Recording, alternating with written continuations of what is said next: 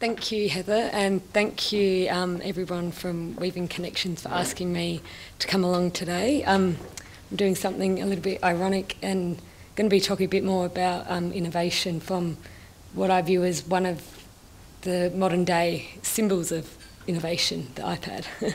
So hopefully it doesn't foul on me. I've been running my own home-based photography business, Alice Bell Photographics, for over the past 5 years, which has in more recent years expanded to include a shopfront space along with a surf art gallery that currently has over 50 artists on the books. Sorry. I'm going to talk to you today about my story and the innovation I've experienced over the past few years, what has worked for me, and ultimately what I've learned from my most recent experiences.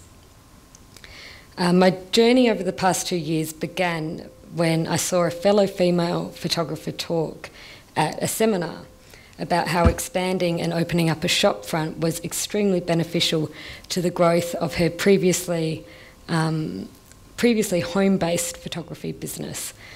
And having already been aware of her business and the success it had been through in recent years, I took on board her advice and words of wisdom, and to say the least, I was seriously inspired.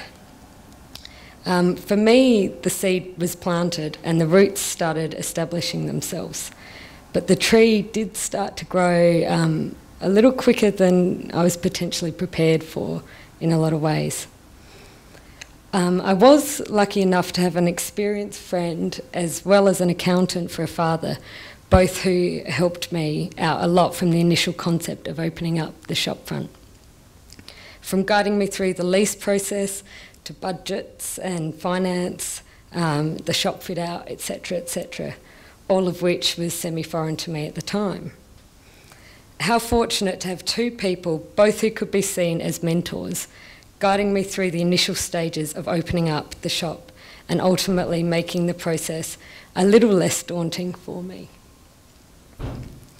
Nonetheless, although I had this fantastic support and guidance around me, I still encountered challenges along the way. The retail space was found and was perfect in my mind for what I was wanting at the time. It's an old building with polished floorboards and lots of character that also had a modernised residence out the back that would allow me to live on site while starting out the business. This was interesting in itself, as it meant that I was living and breathing what felt like, living and breathing work what felt like 25 hours a day, 8 days a week. At the same time though, it did allow me to spend the time and have the focus required to enable the business in its new format to succeed in its early stages.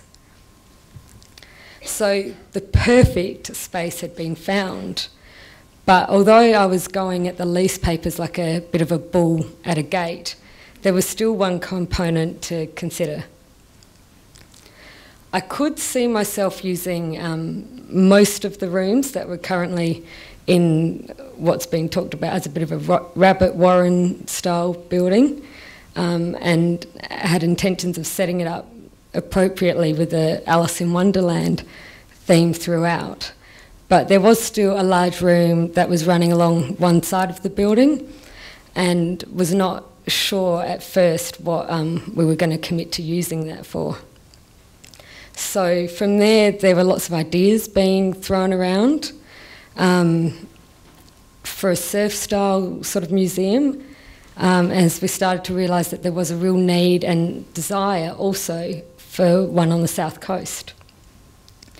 Rolling with this concept, we did a bit of research over a few beers and wines on the odd occasion with some of the local recognised artists, most of whom were our friends, and in the end committed to creating a small surf art gallery as a side business. So the space evolved, as previously mentioned, faster than I was prepared for, which ultimately meant I was spending more and more time away from my true love, my photography, as you can see some of the results up there, and focusing more and more so on the success of the new gallery venture. Although already having started out my own photography business, mothering it and being well aware of how consistently I needed to nurture its growth, I still had not anticipated or prepared myself for how intense it would be to continue the nurturing of my business whilst developing an entirely new business, in a sense. To say the least, I'm starting to relate to how it must feel to have more than one child screaming for your attention. So massive respect to all mothers out there. But no regrets.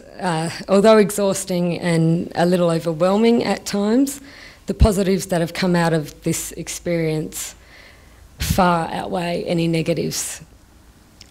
Some of the positives that I stay focused on include the fact that I've been able to build my network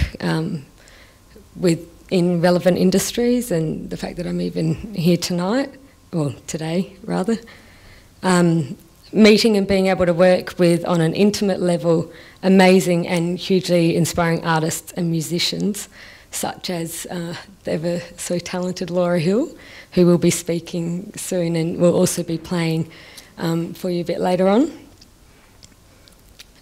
Building the brand awareness, having a shopfront has been incredible for building my brand awareness in the local community. And also, last but not least, the achievement I now feel of having created a space that is well regarded within the community for its creative flair, and ultimately, as many have said, its innovation as well. I feel extremely honoured to have had such opportunities reveal themselves to me. It's been an amazing gift and a privilege to have been able to own and operate such an inspiring and innovative business venture. One that not only has created so much love and light for its staff, artists and customers, but ultimately, because of the culture that it now represents, it will hopefully, for a long time to come, give that love and light back to the broader community. After watching the growth of the space over the past few years, I'm at a point now whereby the gallery is able to be run in many ways without me. And as a result, I'm currently in the process of relocating ABP, my photography component of the business, of the gallery, to a smaller, more suitable space, and ultimately preparing for the sale of the gallery component, the Surf Art Gallery. Although extremely exciting times for me now, this was not a decision that I made lightly. That's Laura, by the way, on her wedding day. There were lots of sleepless nights, tossing and turning in the middle of the night, and with a partner who would remind me that there were often too many conversations at home revolving around work. I began to refocus and ask myself, why am I doing all this? And ultimately, how can I make my life a little easier? With that train of thought, and after running through many different situations and business structures and outcomes, I led myself to decide that it was time to get back to my true love and my passion in life, my photography, and just focus on that so I can do it the best that I can.